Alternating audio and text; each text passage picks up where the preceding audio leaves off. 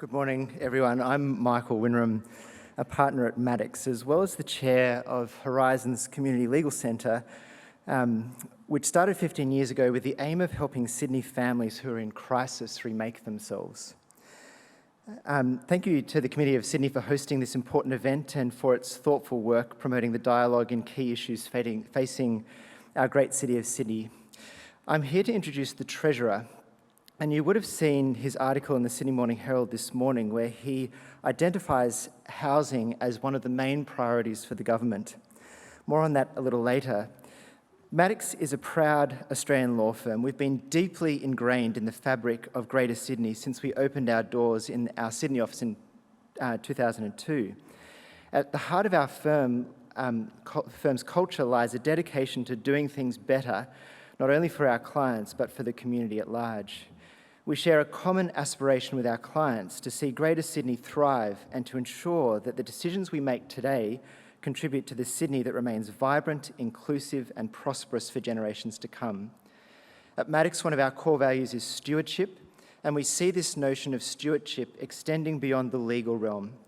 It's a holistic approach involving us working collaboratively with our clients to achieve outcomes that offer a sustainable and equitable future for the next generation. It's my pleasure to introduce the Treasurer. The Treasurer was elected to the Parliament of New South Wales on 6th of May 2015 as a member of the Legislative Council. The son of Indian migrants, he has really shifted the dial on multiculturalism and diversity in New South Wales. In the Treasurer's article this morning in the Sydney Morning Herald, he rightly called out that the current generation Zoom, as he calls them, might be the most educated but at risk of being the least equal. In this article, he calls out housing as the main problem and highlights that many people spend their entire life just trying to reach the start line. And this is certainly in line with my experience. At the Community Legal Centre I'm involved in, we're constantly confronted with families who are well educated, but because of social circumstances struggle to provide for their family's basic needs. In my professional life as a planning lawyer, I'm aware that the system can be both part of the problem and part of the solution. Occasionally, the system will slow down the provision of affordable housing by emphasising the preservation of an existing character of an area, when in fact creating increased diversity in housing type and the diversity in terms of the social makeup of an area can enhance and does not detract from the feeling of a community. I'm very keen to hear the Treasurer explore these issues in detail. Following his address, the Treasurer will be joined on stage by Jordan Baker, the Chief Reporter at the Sydney Morning Herald, for a fireside chat, and I encourage you to submit questions using the Slido QR code. Please join with me in welcoming the Treasurer of New South Wales, Daniel Mookhey.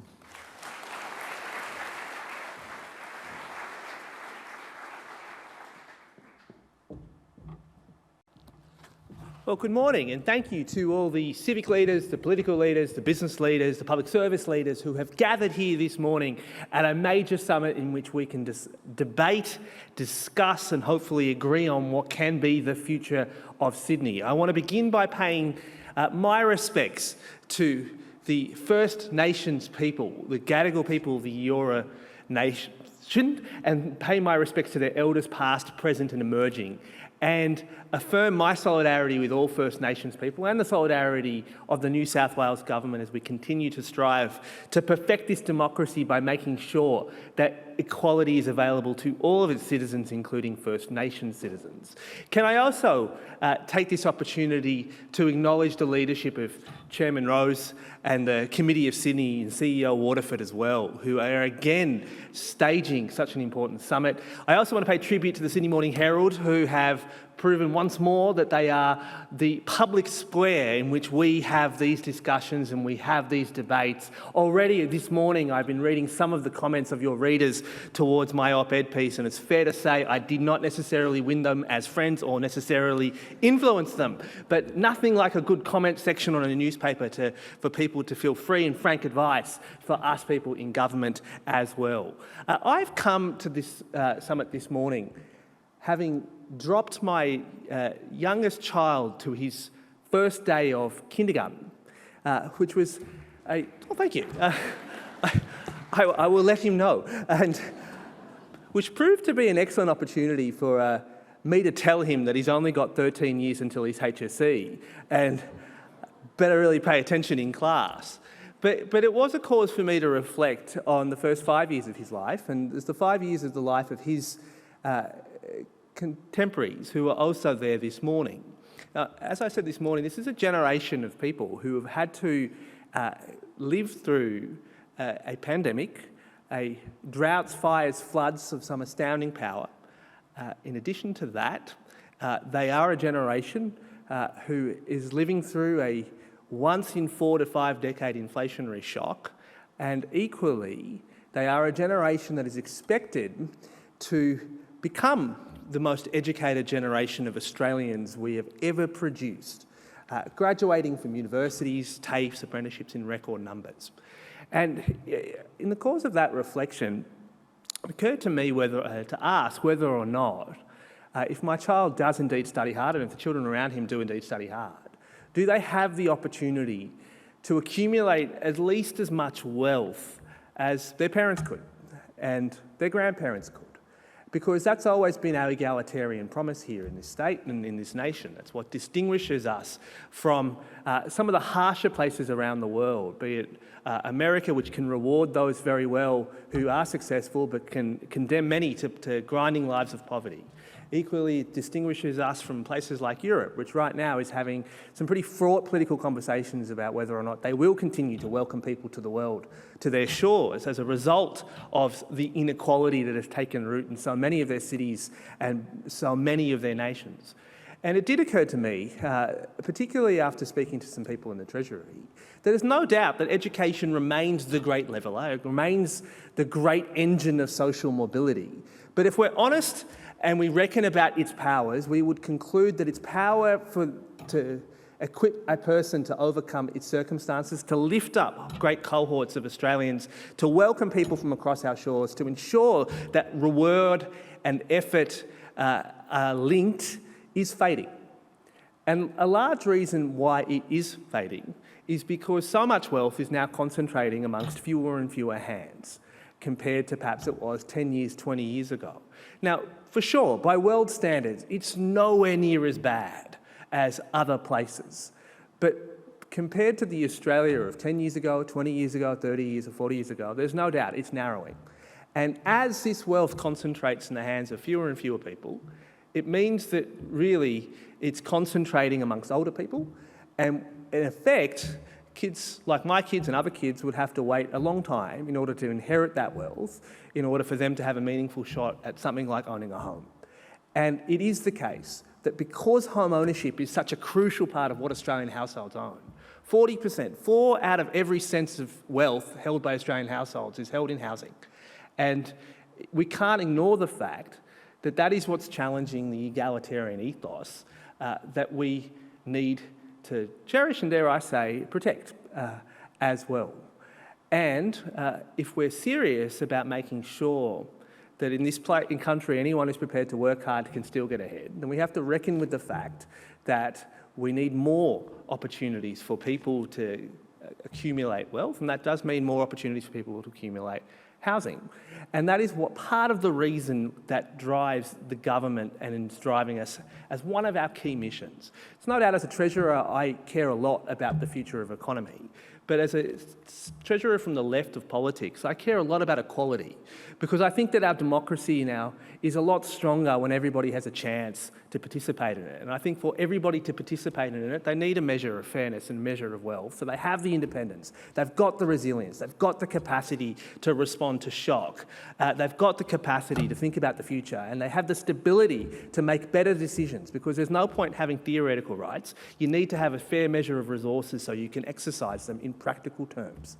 So we as a government will continue to work hard to make sure that our citizens have the opportunities that they're entitled to. Already since we've come to power, we've done a few things.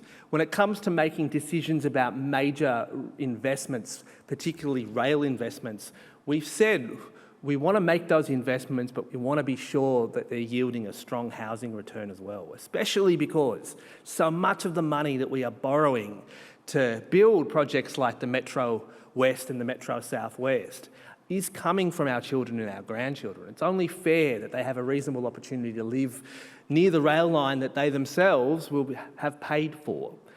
Equally, as you have heard and you will hear, we're starting the hard work of making sure we are improving the planning system so we can balance people's rights to protect their neighbourhood character, to have their voices heard, with other people's rights to be able to enter these neighbourhoods and have a place to live. But one of the other things which, personally, as a bit of a nerd, I'm really excited about, we in New South Wales Treasury will begin to start to use these sort of equality frameworks as a way in which we think about the future of the economy. Right now, work is commencing on the next New South Wales intergenerational report. It's always been an eye-opening document that I pay tribute to the previous government for establishing here in New South Wales. It is the way in which we can foreshadow what the future of the New South Wales economy will be, whether or not it's going to be big enough to pay for the services that people expect. But the very next intergenerational report, which is due to be published in 2026, needs to now look at how are we allocating wealth. What does that mean for the future of economy? What does it mean for the future of social stability?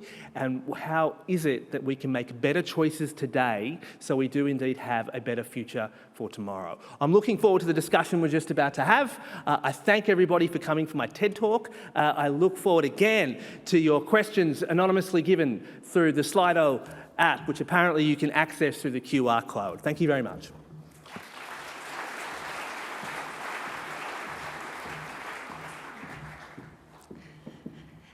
Thank you for that, Daniel. I just want to raise first a point that you just made in your speech then about the equality frameworks. Tell me a little bit more about that and how will that influence your decision making? Will you hold yourselves to that? Well, firstly, there's just now so much work that's being done by the economics profession that shows that societies that distribute wealth fairly have higher levels of economic growth. And equally, societies that have such a sharp disparity between who has wealth and who does not have wealth have weaker economic growth. And I think it's a good thing that here in Australia we have established this intergenerational framework at a federal and a state level.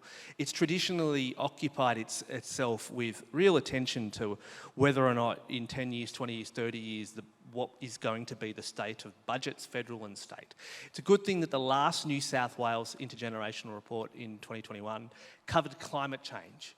And it was amongst the first intergenerational reports to do so. And again, I pay tribute to the previous government for doing that. But we need to evolve the framework.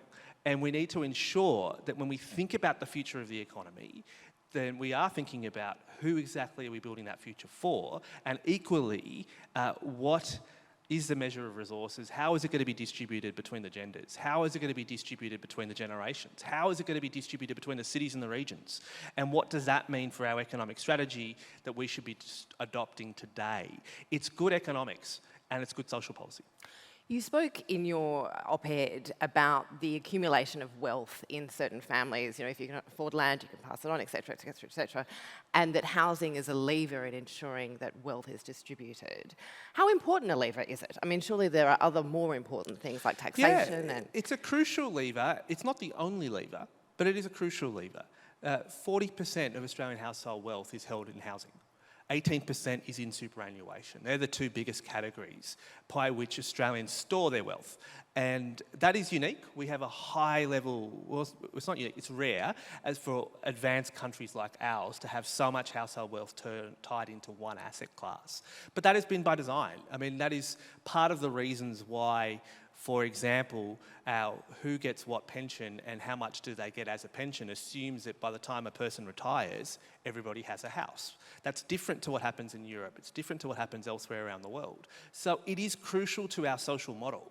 It's not just a nice to have. We have built so many other policy settings assuming that a person will own their home at the age of retirement. And if that is no longer the case, then it is certainly the case that what's going to happen is a lot more people will be dependent on pensions and a lot more people will be dependent on other forms of social and affordable housing interventions. And we haven't built those systems to cope with that level of demand. So I'm making the point that 2 points. One, this makes for better cities and better states. 2, it makes for better democracies when people are far more invested and can partake in them a lot more.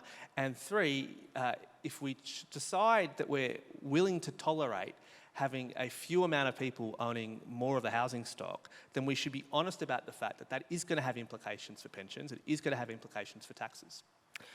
So you've used San Francisco as an example of a city which is much further along than Sydney, but a fate that we could potentially face if we don't make decisions now.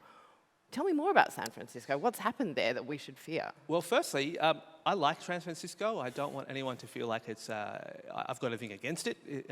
But secondly, I recall that in the wake of San Francisco's recovery from the 2002 tech crash, when, of all people, Twitter set up their headquarters in San Francisco, which sparked an urban revival, caused Google and others. What happened was you found a lot of highly wealthy tech workers bidding up the prices, which started a process of gentrification, which led to the expulsion, fundamentally, of working class people at the time, and particularly people of colour.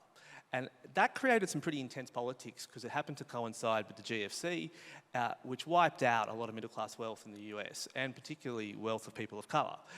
What happened then was nothing. You would have expected at that time that there was an intervention in San Francisco where perhaps they would have relaxed some of their planning rules. They would have looked at their density requirements. They would have looked at whether or not they should be allowing people to assemble parcels, all the other forms of interventions. But at the time, there was a rigid debate, and it was the case that the people of San Francisco in their area did vote effectively for a status quo position. And 10 years later, what happened was that phenomena of a highly wealthy group of people causing prices to rise for all continued. It's certainly nothing that's happening here, but it's very interesting in the sense that it was caused by effectively the tech industry. And then what happens is middle-class people start being claimed. And I think, frankly, San Francisco had the option to intervene much earlier in the piece, but who am I to judge? But I absolutely make the point that we have this moment in time right now where the interventions and the decisions we make can change the trajectory of this city. And what distinguishes this city from its contemporary cities like New York and others from which we compete for both talent and people is that we have had this egalitarian ethos that says, yes, you can aspire to, and a person can own their own home on a medium wage or even below that as well. And so I think that this is not something we should give up because it is crucial to our city's character. Equally, I also think there's a lot of advantages for us as a city, and as a state. We should take pride in the fact that we are dynamic, that we reinvent ourselves, that the Sydney of today is radically different to the Sydney of the 1980s, and that's a good thing. You mentioned the debate that San Francisco had, and they effectively voted for the status quo. That is a problem you're going to have here as well. You've made some big policy decisions, but already we're seeing pushback. Residents in the North Shore, for example, Michael Koziol was writing about that the other day. And you mentioned the other day when we were talking, you don't want politicians to polarise this debate, but that's already happening. And density is when you're looking at votes of existing members of the community versus the rights of the future members of the community, the tangible votes are with the existing ones. And some of your own MPs were campaigning against density when you were in opposition. How are you going to navigate this? How are you going to sell this to people? Well, I think firstly, we are being upfront with the people of New South Wales. Secondly, we are welcoming scrutiny of the plans that we are putting forward. And we are well and truly up for the fact that there needs to be this debate as well. And we accept the fact that we ourselves will be judged. But I make the point that this is not a debate that needs to polarise because we can balance these considerations. I think Ku-ring-gai is an excellent suburb. I think Turramurra is a great suburb. I spent a lot of my youth in that part because there was a Gurdwara, one of Sydney's only Gurdwara for a long time, was in Turramurra. It's a great place. But it's not threatened by the idea that we would have some low-rise. And I also think that, frankly, politicians who turn up to public meetings with pictures of other suburbs of Sydney and saying, this is your future, which is what happened last week, turning up and saying, you will end up like Meadowbank. I think those politicians should go to Meadowbank and say, what's wrong with Meadowbank? And tell people what is wrong with their suburbs. Because incidentally, I'd also make the point that those politicians are trying to campaign for the votes of Meadowbank at the same time as they're campaigning for the votes of Ku-ring-gai. And I think that if they're true to their purpose, if that is a sincere conviction that they have, then they have an obligation not just to make that argument in their community, they should be going to those communities that they are judging and tell them what's wrong with their suburb. So one of the panels that you missed earlier was discussing the role of councils in all of this and how, most DAs are approved by a council. Council has a huge role in this. But there is little representation. There's not a genuine representation for the community on a lot of councils. They tend to be older, for example. They also tend to be very political. We have, for both, Labor has for a long time used councils as a political nursery. The Libs have really gotten into that in the last 10 years or so. Are they too politicised for a system which should effectively be a community consensus model? I can't answer that because I'm not. Who am I to judge politicians for being political? First point, but secondly, people expect to be able to elect their representatives. They then have the opportunity to fire their representatives if they're not reflecting their community's views or the manner in which those politicians are carrying on isn't reflective of their ethos or their character. So that's why we have elections. But I'd also make this point. Councils are leading a lot of this, and a lot of councils deserve a lot of credit for how they've managed these issues. Hats off to councils like Parramatta, councils like Blacktown, councils like Liverpool, councils like Camden, who have done an amazing job of being able to show how their cities can change. And that's happened under both political leaderships on both sides of those respective councils over a number of times. I mean, for the quick set of data points, I mean, Blacktown Council has added more than 30,000 new dwellings in a relatively short period of time, having had that debate with its community. Parramatta is transformed. And I grew up in Parramatta, or very close to Parramatta, so I've sort of seen it. And I just think that they're the type of councils who, frankly, their voice needs to be heard more in the debate. They're the type of councils from which lessons can be drawn across the world for what they got right, what they got wrong, what they do differently. One of the issues for people who are resisting this is building quality. And Chris Minns has said they're going to be beautiful, they're going to be well designed, this will be great, we'll have a wonderful city. This is not the lived experience of a lot of people in Sydney. I was walking past the Vicinity apartments the other day, which are top place. They're less than 10 years old, they look like they're abandoned Chernobyl apartments, and people are living in them. So how are you going to promise us that this turbocharging of housing in Sydney over the next few decades is not going to result in bad quality apartments that people can't live in? Yeah, and I think that is an absolutely legitimate concern people have, having seen what's happened as well. I would have much preferred there to have been the establishment of, firstly, a new building act about 2 parliaments ago, which was around 2015. I think we would have avoided a lot of pain if that had been done. I also think that we needed to have a building commission on the beat much earlier in the piece. So we, again, would have preferred that those actions are in place, but that is a situation we've inherited, which is why we've cracked on with establishing a building commission, making sure they're resourced, making sure that they're tough, and I think David Chandler has a huge amount of kudos deserves to him and his staff for dealing with a very tough industry, but levelling up these standards. Equally, people are quite right to say we need to look at our strata laws. They were built for a time where fewer people were living in strata. It's part of the reasons why we went to the last election promising a strata commissioner. It's why we've appointed one. And equally, same with the rent laws. I mean, we built our rent laws assuming that people would effectively use rent as a transitory state. It's not the case anymore. We do need to overhaul those laws. We're starting that work. To some degree, we are playing catch-up. And we have to be upfront with the fact that we are playing catch-up when it comes to these systems. But the alternative is to do nothing. And the alternative is to allow these problems to creep up in severity and impact on the number of people. And we should also be honest that for those who argue for nothing to change will argue for each of these problems to compound. There was a NAB survey recently which said that the biggest challenge for building houses in New South Wales was construction costs. Mm-hmm. So there's a whole bunch of things that are completely really out of your power to fix. Is there anything you can do to ensure that these other things Yeah, work? you're dead right. I mean, we are monitoring this pretty closely. The very preliminary sort of advice that we've gotten from and talking to the industry and talking to others is that, yes, a lot of construction firms prior to the inflation shock signed fixed price contracts. Construction materials has been one of the hardest hit categories. Combine that with a labour shortage, a lot of firms are under pressure. We are monitoring it closely to see how that contract cycle is changing, and equally what impact that is going to have on housing supply. And yes, it is going to have an impact. Equally, what we did do in our last budget as a new government was to be sure that when we are going out and building big public investments, we have to be mindful that we are competing for the same pool of labour as those we are going to need to build homes.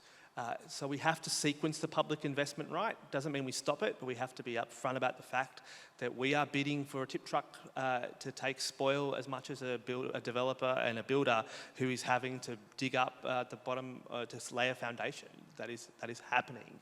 The other point is stepping out from the sort of the market dynamics right now. We need to rebuild our vocational education system to produce more skilled labour and to graduate skilled labour of high quality. And we're on to that. I'm going to ask one more question because I'm eating into everyone's morning tea. One of the issues is obviously the efficient use of the housing we have. And one of the barriers to people, for example, downsizing and moving and shifting as their needs change is stamp duty. Yeah. But you guys overturned the land tax reforms of the last government. Do you regret doing that? No, not at all. Because people can debate the different parts of tax design, and people can theoretically debate what is a better form of tax to have. We were dealing with a proposition that was the policy, not the theory. And we went to an election with a policy, and were upfront about it. And we had a good debate with the other side of politics, which was pretty respectful about whether this is the right model to engineer a change. We pointed out 3 things about that model, which I stand by. The first is it wasn't going to deliver the tax nirvana that was promised the moment the previous government decided that the land tax would no longer be attached to the property, but effectively if the next buyer could choose again. So you weren't getting the tax efficiency or the economic growth dividend that was promised, and you were burning a big hole in New South Wales government's finances, which would almost certainly see a permanent wage cap or other forms of reaction that would have, in effect, really jeopardise the ability of the New South Wales government to deliver services. I may take the point that when it comes to tax reform, we are always going to consider propositions on its merits. But when it comes to sort of the major type of tax reforms that are being argued for, to some extent we have to do that in combination with the Commonwealth, because fundamentally the Commonwealth collects most taxes.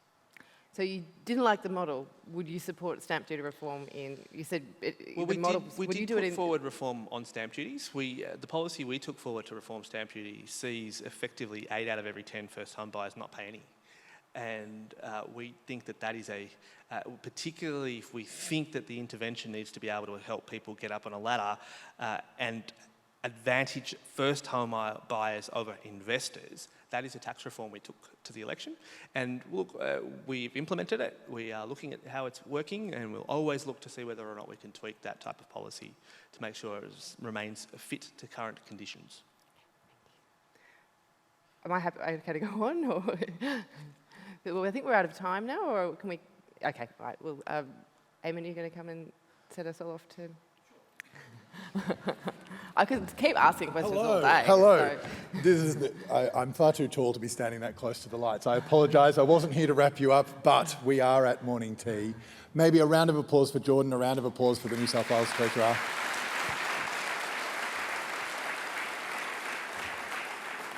Thank you for such an illuminating conversation. I think it was a really great way to grapple with the intergenerational Sydney issues. One key point that I really want to take away from the first half of today's event, the fact that 50% of people born in the 1940s owned their home by the time they were 30, and people born today, 50% of them will never own a home in this city on current trajectories. We've got to do something about that. It is morning tea time. Please jump out, grab a cookie, grab a bite to eat, a coffee, get to the bathroom. Please come back by 11:25 in about 25 minutes' time, because we will be starting hard with the Minister for Housing, Rose Jackson, straight after that. Thank you all.